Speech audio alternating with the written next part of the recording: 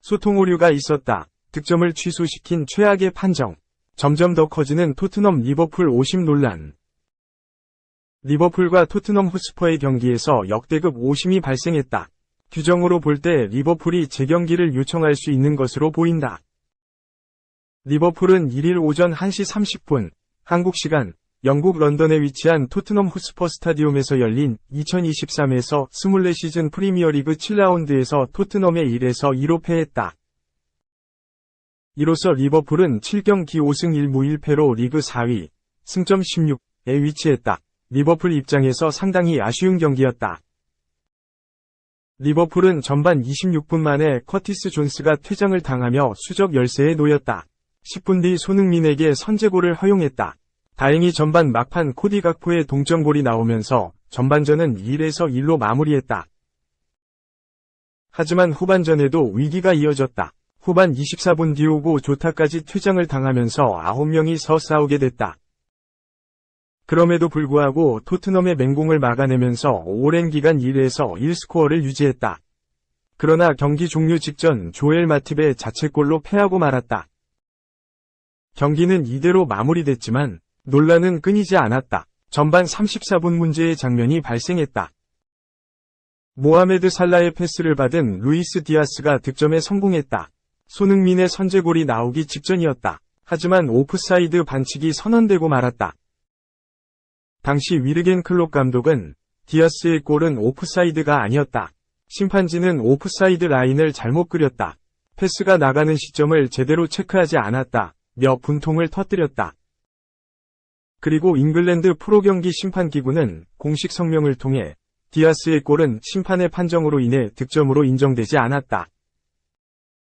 이는 명백한 오심이었다. VAR 판독을 통해 득점이 인정될 수 있었지만 적절하게 개입하지 못했다. 오심이 나온 상황에 대해 면밀히 검토할 것이다. 고 오심임을 인정했다. 추가로 PGMOL은 논란이 됐던 상황에 대해 VAR 대화 내용을 공개했다. 영국 BBC는 해당 대화 내용의 전체 스크립트를 전했다. 먼저 VAR 판독실에서 디아스의 오프사이드 가능성을 제기했다. 이후 리플레이 관리자는 여러 각도의 영상을 제공했고 선을 그어봤을 때 디아스의 오프사이드 반칙이 아닌 것이 확인됐다. VAR 심판은 디아스가 온사이드 위치에 있었음을 확인한 뒤 체크 완료. 완벽하다. 이상이라고 말했다. 경기장 안에 있던 주심은 이것이 오프사이드 반칙이 맞다고 이해한 듯 경기를 재개했다. 그러자 리플레이 관리자는 잠시만. 현장에서는 오프사이드 반칙이라고 판정했는데 이게 맞나? 우리가 제공한 자료 화면에서 보면 온사이드다. 며 경기를 멈추라고 말했다. 하지만 VAR 심판은 아무것도 할 수 없다. 이미 그들은 경기를 재개했다. 지금 우리가 할 수 있는 건 아무것도 없다. 고 답했다. 대화 내용까지 공개되자 논란은 더욱 증폭됐다. 영국 미러는 규정에 따라 오심이 발생한 리버풀과 토트넘의 경기는 재경기가 가능하다고 전했다. 이 매체에 따르면 스포츠 변호사 스티븐 테일러 히스는 규칙 L18에 명시된 바에 의하면 PL 이사회는 재경기를 지시할 권한이 있다고 밝혔다. 또한 히스는 규칙 W1에 따라 PL 이사회는 규정 위반에 대해 문의할 수 있는 권한이 있으며 M4에 의하면 각 경기 관계자가 경기 규정 및 프로토콜을 따르도록 동의함을 보장해야 한다. 따라서 리버풀은 재경기를 요청할 권한을 가진 위원회를 소집할 수도 있다고 설명했다. 한편 클롭 감독은 축구만큼 중요한 건 우리가 축구에서 일어나는 일을 얼마나 잘 다룰 수 있는 것인지다. 주심, 부심, VAR 심판 등 모두 고의로 그러한 행동을 하지 않았다. 이는 명백히 실수다. 그리고 난 이러한 실수 이후 오심 상황에 대한 해결책이 있을 것이라고 생각한다. 고 말했다. 그러면서 클롭 감독은 아마 어떤 사람들은 이번 일에 대해 내가 견해를 밝히길 원치 않을 수도 있다. 그러나 리버풀의 감독으로서 또 한 명의 축구인으로서 유일한 해결책은 재경기가 이뤄져야 할 것 같다. 하지만 그럴 일은 없을 것 같다. 고 전했다. 2. 제발 계약 좀 풀어줘. 나 토트넘 가게. 24세 폭망 윙어의 절규. 과연 토트넘 엔지 포스테코글루 감독과 옛 제자가 재회할 수 있을까? 손흥민의 소속팀 토트넘의 1월 측면 보강 가능성이 제기되고 있다. 포스테코글루 감독과 셀틱 시절 영광의 순간을 함께 보냈지만 잘못된 선택으로 추락 중인 조타가 새 영입 후보로 떠오르고 있다. 토트넘은 포스테코글루 감독 선임 후 이번 시즌 잘 나가고 있다. 프리미어리그 개막 후 7경기 무패를 기록하며 상위권 싸움을 벌이고 있다. 이르지만 우승 도전 얘기도 나온다. 포스테코글루 감독의 공격 축구에 힘이 실리고 있는 가운데 토트넘이 1월 이적 시장에서 공격진 보강을 위해 추가로 선수를 영입할 거라는 소문이 돌고 있다. 토트넘은 이미 지난 여름 마노르 솔로몬, 브레넌 존슨 등을 새롭게 영입했고 데얀 쿨루셉스키도 완전 영입했는데 포스테코글루 감독은 아직 배고프다는 것이다. 주인공은 조타다. 포스테코글루 감독은 조타의 열렬한 팬이다.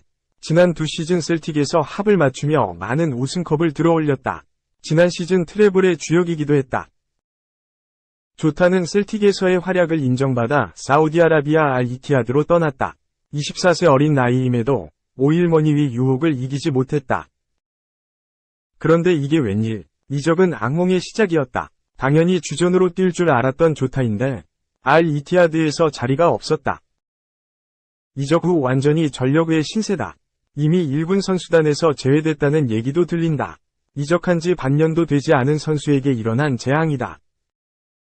알이티하드와 조타는 해결책을 찾기 위해 대화를 시작했다. 조타의 요구 조건은 명확하다. 계약을 해지해달라는 것이다. 그래서 바로 유럽으로 복귀하겠다는 것이다. 그가 자신감을 보이는 이유는 포스테코글루 감독이다. 포스테코글루 감독은 조타를 기다리고 있다. 3. WO는 전세계 톱10, 바르심도 인정한 월드클래스, 우상혁, 승부욕 생기네요. SS 항저우인. 우상혁은 세계 톱10에 드는 훌륭한 선수다. 승자와 패자가 갈리는 스포츠에서 상대방을 향한 존중이야말로 최고의 가치일 것이다. 2022 항저우 아시안게임 남자 높이뛰기 결승에서 보여준 스마일 점퍼 우상혁, 27 용인 시청, 과강적 무타즈 에사 바르심, 카타르, 위 모습을 좋은 예로 꼽을 수 있다. 그야말로 선의위 경쟁 속에 꽃피운 우정이다. 바르심은 4일 중국 항저우 올림픽센터 주경기장에서 열린 대회 남자 높이뛰기 결승에서 2m35를 뛰어넘으며 우상혁 2m33을 제치고 우승을 차지했다. 이로써 그는 2010 광저우, 2014 인천 대회에 이어 아시안게임에서만 세 번째 금메달을 획득했다. 2018 자카르타 팔렘방 대회는 부상으로 불참했다. 우상혁과 바르심은 이번 대회 세기의 대결로 불릴 만큼 최대 경쟁자로 주목받았다. 역시나 두 사람은 처음부터 한 단계 위의 클래스를 뽐내며 마지막까지 치열한 경쟁을 펼쳤다. 우상혁과 바르심은 2m33까지 모두 1차 시기에 가볍게 성공하며 막상막하의 접전을 펼쳤다. 마의 2m35에서 승부가 갈렸다. 우상혁이 1차 시기에 실패한 반면 바르심은 성공했다. 이때 우상혁은 개인 최고 기록인 2m36을 넘어선 2m37에 도전하며 승부수를 띄웠지만 실패했다. 바르심 역시 2m37의 벽을 넘지 못했고 결국 2m35를 성공한 바르심이 금메달을 목에 걸었다. 멋진 승부를 펼친 두 사람은 경기 직후 뜨거운 포옹으로 축하와 격려를 나눴다. 이 순간만큼은 승자도 패자도 없는 서로에 대한 존중의 시간이었다. 경기 후 믹스트존에서 만난 바르심은 우상혁은 세계 10위권 안에 드는 훌륭한 선수다. 며 그는 시상식 가장 높은 곳에 오를 수 있을 만큼 훌륭하다고 우상혁의 실력을 인정했다. 그러면서 아시안게임에서 세 번째 금메달을 따는 것은 항상 내 꿈이었다. 특히 지난 2018 자카르타 팔렘방 대회에는 부상으로 참가하지 못했기 때문이다. 솔직히 말하면 금메달 획득이 정말 놀랍다. 며 정말 우상혁을 이기고 싶었다. 큰 부상 이후 세 번째 금메달을 따서 정말 기쁘다. 고 힘줘 말했다. 우상혁은 바르심에 대해 자신의 경쟁심을 불러일으키며 승부욕을 불태워주는 최고의 경쟁자라고 치켜세웠다. 그는 이번 대회는 내가 가진 것을 후회 없이 하고 바르심과 경쟁하려고 왔다. 그와 최종 높이에서 경쟁할 수 있어 영광이다. 나의 승부욕을 더 불태워줄 수 있는 선수라 생각한다. 선의의 경쟁을 할 수 있는 선수라서 앞으로가 더 기대된다.고 말했다. 이제 두 사람의 다음 시선은 파리올림픽으로 향한다. 바르심은 도쿄올림픽에 이어 올림픽 2연패를, 우상혁은 생애 첫 올림픽 메달을 목표로 힘찬 도약을 준비한다. 그만큼 각오도 남다르다. 바르심은 나는 운동선수로서 욕심이 많아서 늘 더하고 싶어한다. 그것이 본질이다. 그래서 한계까지 나 자신을 밀어붙인다. 이번 아시안게임 세 번째 금메달이 다음 대회인 올림픽의 원동력이 될 것이라고 강조했다. 이에 질세라 우상혁은 다가올 파리올림픽에서 개인 최고 기록인 2m 36을 넘어 2m 37의 벽을 허물겠다고 다짐했다. 그리고 넘어설 때까지 도전을 멈추지 않을 것이라고 했다. 우상혁은 이번 대회에서 2m 37에 도전했을 때 넘었으면 좋았겠지만 그러지 못했다. 그 기록은 언젠가 넘어야 할 산이기 때문에 어찌됐든 파리올림픽까진 그 기록을 꼭 넘을 것이라고 각오를 다졌다.